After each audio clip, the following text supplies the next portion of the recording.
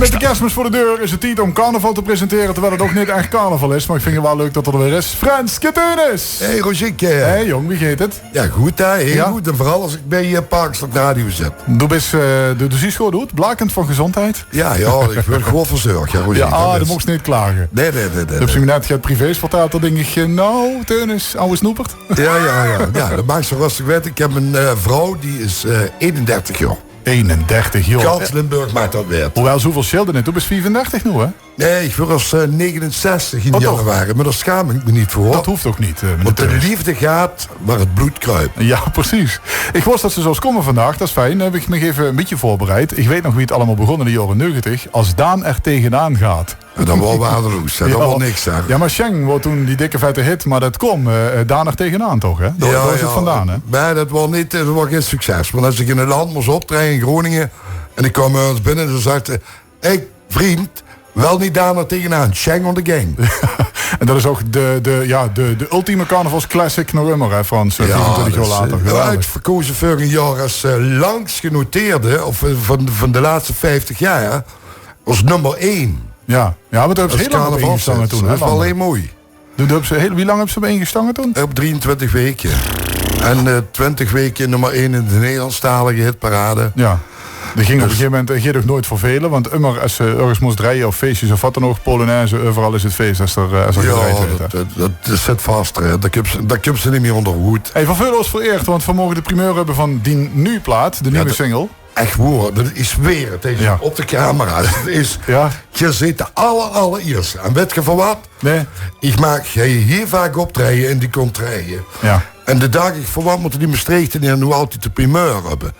Ik ga eens ergens anders naartoe. Naar mijn vrienden, hoe ik ook altijd veel succes heb. Oh. Dus, bij Parkstad Radio. Dat vind ik fijn, jong. Dat vind ik fijn, Frans. Dat is eerlijk hoor. Super. Hey, Piepke was vorig jaar, hè? Of dit jaar, begin dit jaar met carnaval. Toch een klein beetje een andere weg ingeslagen. Want dit is iets aparts. Vertel eens even. Er zit een vertraging in. Voor uiteindelijk zien we toch eens een playback even. Er is een doen. Wat is er anders aan dit nummer ten opzichte van de reguliere Frans Teunis? Ja, het is een eigen nummer. Het is gecomponeerd, het Oberkreiner gedeelte door Marvin Klinkenberg. We kennen hem niet. Ja. Van Tirol Sound is de jong. En die had ik gebeld en zei: Marvin, ik wil nu eens een eigen nummer hebben. Nou, Marvin stuurde me dat ding. Wordt direct verkocht. Pebble Music, Fred Meijs. Die maakte een ander themaatje in het refrein. Of we dus 2 soorten muziek in 1 liedje hebben. Oh, en toch feest, hè? En toch feest, dat duurt erbij. Ja, waar Frans Teunis is feest, hè? Altijd, hè? Ja, je moest me ook geen bellen laten zingen. Nee, dat is als je stille nacht, heilige nacht moet zingen, dan gaat de kindje slapen. Ja, ik denk, dan kunnen we nu kerstsingel, maar dat is niet aan de orde, Frans. Nee, dat is niet. Dat moest spenderen aan mensen die mooi schoen dingen kunnen doen. Ja, want dadelijk is een collega wat hij ook aan de tafel zit. Paulo Gister, hè? Ja, die heeft een geweldig nummer gemaakt met kerstmis. Dus. Die kunt ze toch versturen. Maar goed, daar komen we straks even op terug. Ja. Leuk. Vervreugd ons op. En het is niet per definitie een carnavalsnummer. Het ken eigenlijk altijd, hè? Het gaat het jaar door, ja. Dat is ook de bedoeling. Ik ben niet zo gebonden aan dat rood, geel en groen gedoe. Oh, wacht even. Daar hebben ze wel ooit de hitparades met bestookt, vriend. Dat klopt, maar dat wordt typische carnavalsnummers, snap je? Ja, ik snap het. Mondnummers door het jaar moet ik ook optreden. Ja, dat is ook zo. En dan vragen ze wel eens, vooral in België, dan moet ik optreden. En ze dan met post, goed, geen groen. En dan denk ik, nee, het is toch geen carnaval? Maar dat is typisch geen over de carnaval. Ja, dat is leuk. Hè? En dit is een single, een voorloper van, want dan kunnen we gaan toch weer een nieuw album aan, of niet? Nou, die plannen heb ik nog niet. Wat daar wel aan komt, is dat ik op 27 juni, zondag 27 juli... dat is nog niet weg, ja. Mijn 50-jarig artiestenjubileum gaan vieren. Oh, en wie gaat ze dat doen? Er is een heel comité. Ik weet dat ik een kloeit even aan zal het hier vertellen in mijn strees. Ja. Ik mag ook niks weten, maar hier zit de eerste die ik nu heb verteld. Ja. Op zondagmiddag, 27 juli... op de Kesselskade, bovenaan de Bos, bij de boten van Stiphout. En daar komen al mijn collega's... En vrienden, die komen daar het voor me doen. Hey, 27 juli met Aal van Leeuwen, hè? Ja. Zet het in de agenda, zondagmiddag 27 juli, Frans Teunis, 50 jaar in het vak. Ja, maar van de veuren hoop ik dat er geen nog een keer mag komen. Ja, Geert, kom maar, dan kan ze allerlei dingen uitleggen, voor een contact houden met elkaar. Grootste jongens. Ik zou zeggen, gang stoon. Gang lekker stoon, want de GSM Doon, de nieuwe single. Wie heet er, Frans? En kijk, Lieske. De Kumper.